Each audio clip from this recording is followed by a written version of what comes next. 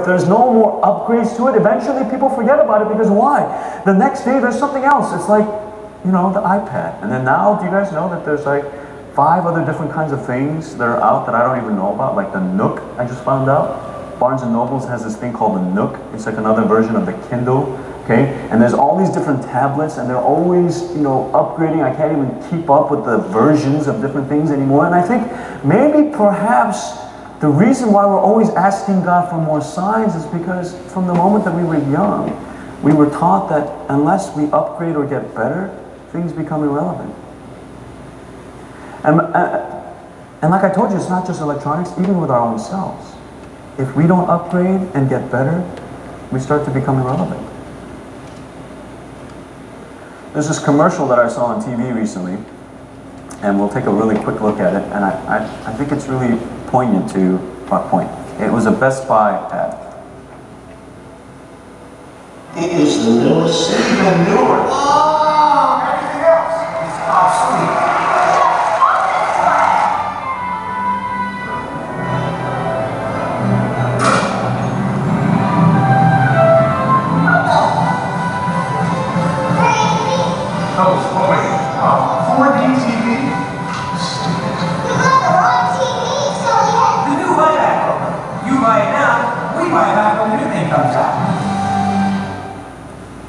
You know, I saw this a couple months ago on TV, and I'm wondering for 2 things. Like, wow.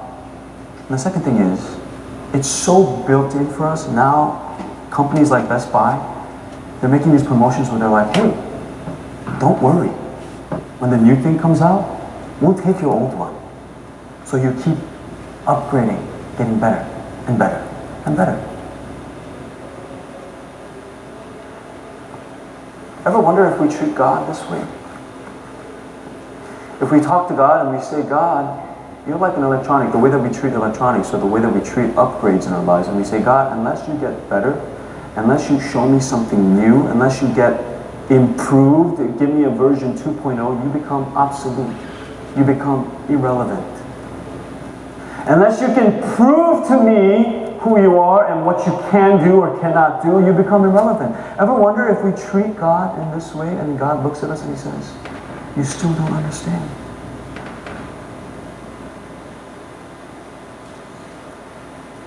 And it's easy for us to say this and we say, oh yes, this is not how we're supposed to do when life is well. But when things are not well, when we are desperately in need of something and desperately in need of an answered prayer, when we are desperately seeking for something that we desire, and we come to God and we say, God, show it to me, give it to me. Prove to me that you are God. And I wonder if God wonders if He has to constantly prove to us His worth each and every single moment.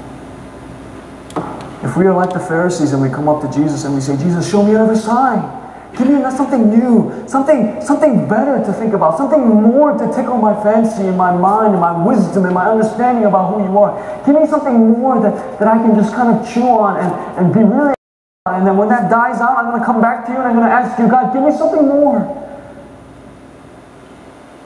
And the reason that maybe so many of us have lost passion is we come back and we're saying, God, give me more, give me more, give me more. And then Jesus sighs and He says, no, it's not about the things that I give you, it's about a relationship. And we say, God, you've become irrelevant, boring, insignificant. And rather than understanding what Jesus really offers, we say, you know what? You're not going to get any better. It's okay. I have my iPads, my MacBooks, my 4D TV, 5D TV, 4G phones, 10G phones. You know, and by the end of like 3 years, it'll be like 8G or something. Okay? It's like when AOL first came out, it was just AOL, and then it went up to AOL like 10.0 for those of you guys that know, okay? And then I don't know what happened to AOL. It changed totally to what it was, because I don't think every year it could go up in numbers. But we're asking God to do the same thing.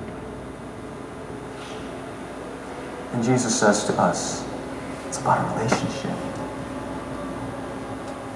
It's about the person of Christ. Sometimes I wonder if this expectation carries on, what would happen if we carried on with our loved ones? So with my wife, After I got married to her, I told her, each and every single day of your life from now on, you better do something better. Or there better be an improvement that I see each and every single moment that I spent with you. Okay? So, in the beginning, we all say that we shoot low, right? We set our expectations low. So, say for example, if she doesn't shower every day, then by about a week or so after getting married, I expect you to get better, meaning smell better, meaning take showers more than, every other day, every day. And then these things, I see minor character flaws, like she loses her temper, and so I say, hey, tomorrow you better improve on that. I want a version 2.0 HANA, because I don't want the same version of that. And next year, you better be showing me progress reports about becoming version 3.0 about HANA, and then when the year 2030 comes, I want to see XXX version of this HANA, right? I want to see all these different things. I want to see all these upgrades. I wonder what would happen. And yet when we come to God, we have these expectations and we see nothing of it. Because when we get married or when we fall in love with somebody or we start a relationship with someone, when we have family members, it's not because of the gifts that they give us that we fall in love with them. It's the person of who they are. It's the relationship that they give to us. And the thing is that Jesus is saying the same thing. Don't fall in love with the miracles. Don't fall in love with the gifts that I give you. Don't fall in love with the promises and the signs. Fall in love with me. Understand me. Be mesmerized just by who Christ is.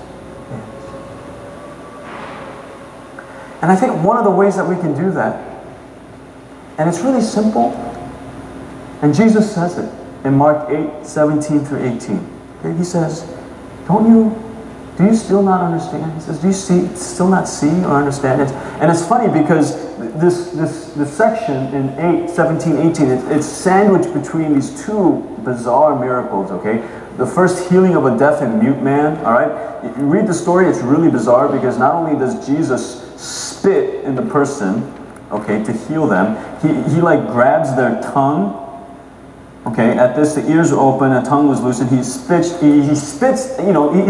crazy things, okay? It's just picture, right? You're deaf and you're mute, right? You come up. It's not like you can't see what's happening, unlike the blind man, okay? You see what's happening and you're like hoping that this person is going to, heal you, and then you're like, right? Jesus does this thing and he like spits and then he says, God, and then he grabs your tongue, right? There's this bizarre thing, and then with the blind man, it's the same thing, because what does he do? He spits not just on the ground or in his ear, he spits in his eyes.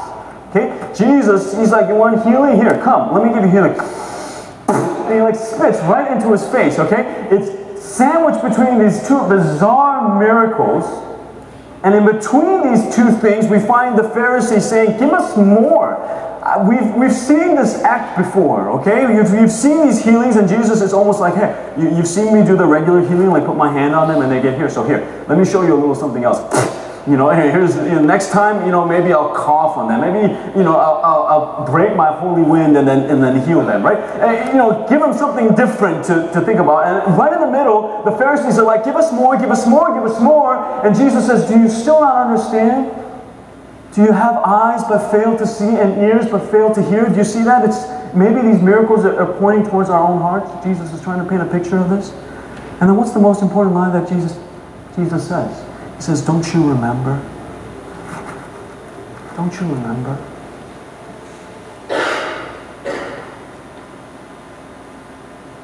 You know what it is? I think many of us, we forget. And we lose the capacity to be nostalgic, to remember the faithfulness of God. And I think it ties in with the first thing, because why? Our society is so good with developing the new thing, that we don't have time to sit back and think about what happened in the past. When I get together with my friends that I haven't seen in 10 years, 5 years, whatever, you know what we always do? We'll sit at a restaurant or we'll grill at somebody's house, and for the next 3 hours, what are we doing? We're reminiscing. You ever do that? And it's the greatest, because you're talking about everything everyone already knows about. about. It's not like they're news stories. It's not gossip. It's not something like, oh, this person got surgery here, or oh, hey, this person got married and this person has this many kids. It's not new things. It's all about, remember the time we went and we did these stupid things and we're all laughing and cracking up about it. And we're like, hey, remember that guy? Remember when he did something so funny and he fell over and we were all dying and laughing and everyone's just sharing stories, and what do? You reminisce. It's about the good old days. I love that. And Jesus says for us, don't you remember?